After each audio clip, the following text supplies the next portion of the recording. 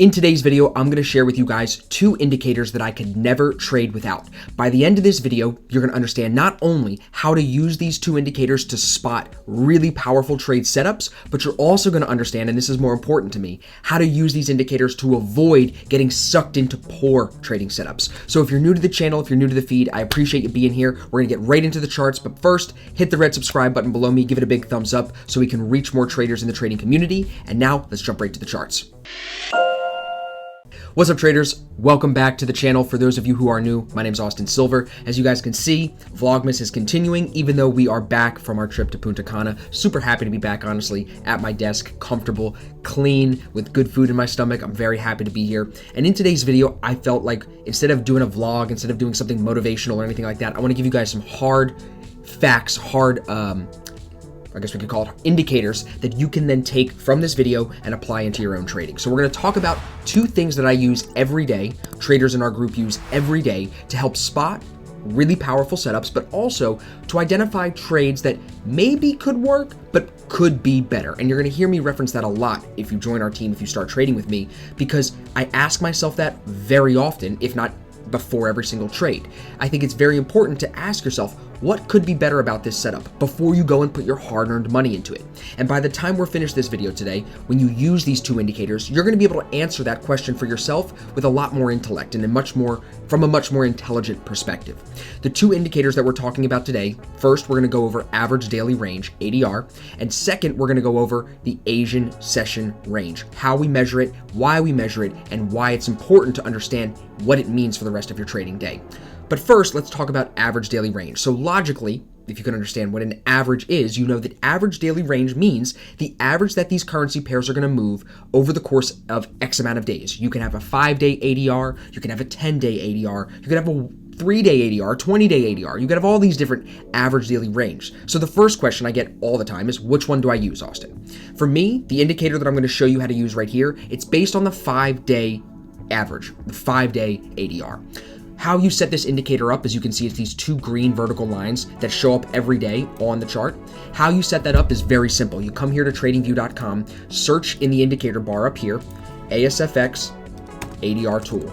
And it's right here in the public library for you guys if you want it.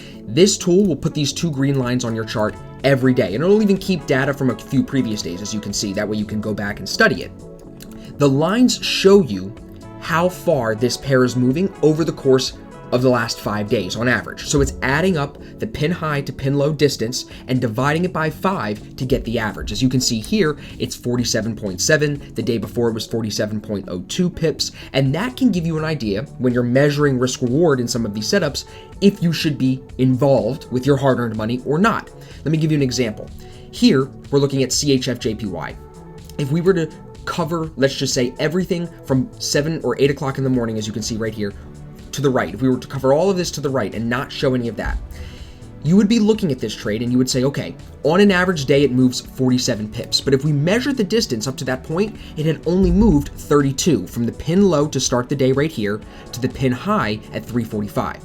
So you would take 47 and subtract 32, and that would give you the remaining distance that this should move on an average day. So let me give you another example just so we can illustrate that one more time. We'll slide back another day. Here, this day, the day before, it didn't move its full ADR. As you can see here, the day I just measured, it ends up touching both green lines. That's when it maxes out ADR, which means that it probably, if we're following averages, won't move much more past that average daily range. But there will be days where it doesn't reach its full average daily range. As you can see here, it doesn't touch either line this day. And that happens too. That's why it's good to stick with the average. Now, how do you use this to spot good trade setups and measure good risk reward? Well, let's just throw an example out there. If you're looking at, let's say, CHFJPY, and you know that it's got maybe, I don't know, say 20 pips or so left on average daily range. If your risk on the setup that you're looking at is only maybe 10 pips or maybe 6 pips, then you can still get over 2R at least on that trade setup by using average daily range as your first take profit level. People will use Fibonacci's, people will use all these crazy lines, but to me, just use basic logic. Hey, if this pair is moving 50 pips every single day, and I see a setup and it's got 20 pips left to move on an average day, and I only have to risk 10 on this one, that's a 2-to-1 risk reward setup. That's something that I know, at least with my system, if I hit those trades, more often than not, in the long run, I come out profitable. So that's something how I'm using ADR to identify a probable setup and a really easy take profit level. Now, on the flip side of that, because you guys know I like to not just talk about how to use something to spot the good things, I want to talk about the bad things. You can use ADR to say, hey, this hit average daily range. This thing already maxed out. Let's take a look. Even if you look here, we had the UK elections last night. All the GBP pairs went crazy, 300, 400 pips, right? You can see 440 pips on GCAD. The ADR going into today was only 32 pips. So ADR was blown out by the time we even went to the changeover of day right away because of the election results. This was a news catalyst. So when we see setups like this, and maybe let's go to a little bit more of a realistic example, something that doesn't happen like that often, right? That's rare.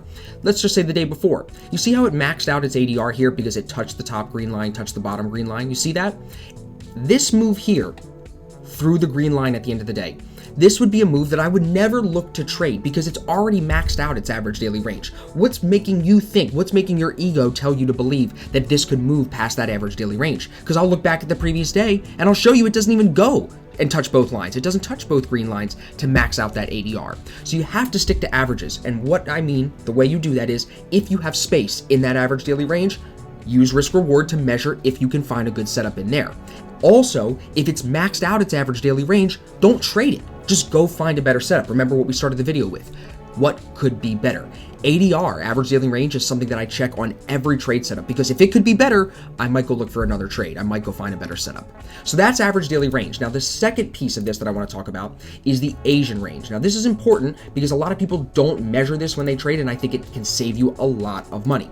A lot of people get chopped up in the market as they trade, and I think that there's a reason for that. It's because they don't understand when the market is trending and when the market is consolidating. The Asian range helps me determine that. The way that it does that is we measure the first 8 hours of the day and box it off. I break my sessions into I break my day into 3 sessions, not 4. Some people will group the Tokyo and the Sydney, the Japanese and the Australian session together, and that's what I do. We call that the Asian range. Other people will look at them separately, and then of course you have London and New York. But for us, the way that I like to trade, you can group them together and call them the Asian session, and you've heard me talk about that before. So as you can see, I have it marked at the bottom. This is 1 a.m. New York time, so I measure from the start of the day, the pin low or pin high, to the pin high of the first 8 hours, or of course pin low, of the first 8 hours of the day. You measure that range. You want to use pins because we want to account for every piece of price movement. How do you use this to determine good trade setups or bad trade setups? Well, if you're trading within this Asian range, as this pair was, until it broke out here, you see how it breaks the range to the downside? Let me draw a line so you can see. If we mark the bottom of the box like this, I'll make that really thick for you guys. If we mark the bottom of the box like that, you see how it doesn't break the range until 7:30, 8 o'clock in the morning? After it breaks this range, then I give myself the green light to possibly trade it later in the day. It doesn't matter how it breaks. If it had broken to the upside here, and for some reason I wanted to trade it short later in the day, that's fine. The reason you're using the Asian range this way is because you want it to be a gauge of volatility, a gauge of the volume in this pair today. If it's trading within the Asian range, it more likely than not will stay trading in the Asian range that day, and you don't want to be involved in that because we don't trade the tops to the bottoms. We don't try to range trade like that. We want to trend trade. The moves are going to be much more substantial. Now, even, we can scroll back another day just to highlight this point, you can do it every day. So we start at the high of the Asian session and we go to 1 o'clock in the morning and we draw our box. As you can see, this didn't break the range until 3:45 in the morning. So after that point, we could look to take it short potentially. But notice, even after that first push, where does it come right back to? Look at the pullback here, right to the Asian range high. So very often you want to see a solid break of the Asian range. You want to see the pair get out of the Asian range like it does here. Get out of the Asian range and then you should look to trade it. If you trade within the Asian range, you could get chopped around and I would hate to see you get tossed. See here how it breaks the range, holds the high of the range, and then you get a nice push off later in the day? That's the kind of move that I would look for. Let me show you another example here. I have one on UCAD. Look at the consolidation here. You see the Asian range boxed off for the first 8 hours of the day, and look how it hits the low, hits the high, tries to come down, hits the high again, comes to the low, bounces off of it. That's range trading. You can easily identify this just using the Asian range. If you box off the first 8 hours of any pair and it's trading within that high and that low, I would avoid trading it and I would go to a different pair. Find something that's already moving. You can add something to this. I'm giving you guys a lot of information here.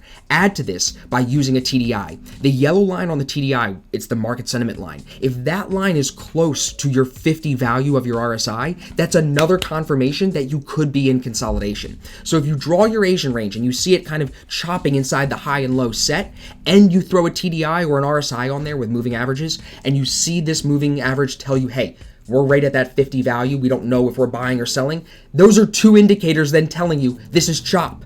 Find a better trade. For example, let me just give you another one here. If we flip over to, this is NZD-CAD. So here, look at how it breaks the range at 8 o'clock in the morning. You see how we finally break past the low? As it comes back into the range, when it does that, you could look for potential moves. Why? Because it's already broken out of the range. And here, if you're doing what I told you, you use the TDI, look at how that TDI is not near the 50 value at all, falling away from it, telling you that you could look for potential shorts here to follow that trend. And of course, you'd have that volume, at least in theory, because you've already broken the Asian range. So now, as we kind of wrap this video up, I hope you guys understand how I'm using average daily range and the Asian session, not only to find good trade setups, but also to disqualify pairs and just move on to something better. You want to always ask yourself, what could be better? Could there be more space on ADR to give you better risk reward? Absolutely. Okay, cool. I'm moving on. Find a better trade. Or no, this is really good. This is giving me 3R with my stop loss to ADR maxed out. This is a good setup. I'm taking that. That's the kind of question you want to ask yourself. Or an example with the Asian range. Hey, are we still within that high and low set during the first 8 hours of the day? Yeah? Okay, well, it might chop. Let me just freaking go look for a new pair. That's as simple as it needs to be. And if you use the Asian range and average daily range on top of each other, let's say you find a setup with space on ADR and that's already broken the Asian range, now you have two indicators telling you that you might be in a great trade, telling you that you might be looking at a good setup. So that's how you can use the indicators, not only to, narrow down your risk reward and spot good setups, but also to disqualify trades that you should not be in at all. That is the biggest issue that new traders face. If you're still watching this far in the video because you find value in my teaching, understand this, guys. The new traders, if you're within your first 3 years, most of you are losing money because you're trading too much. Use indicators like this to narrow down your trades. Get picky, get bigger, and you're going to see bigger P&L. In the long run, you have to be long-term focused, but if you're pickier, you're going to win more, your size is going to grow faster, and you're going to make more money faster, and that's what we all want to do, right? So if you enjoyed the video, drop a comment below. If you have any questions about ADR or the Asian range, please let me know. I'm more than happy to help you. You can always email me. My email is in the description, and I will see you guys in tomorrow's trading video.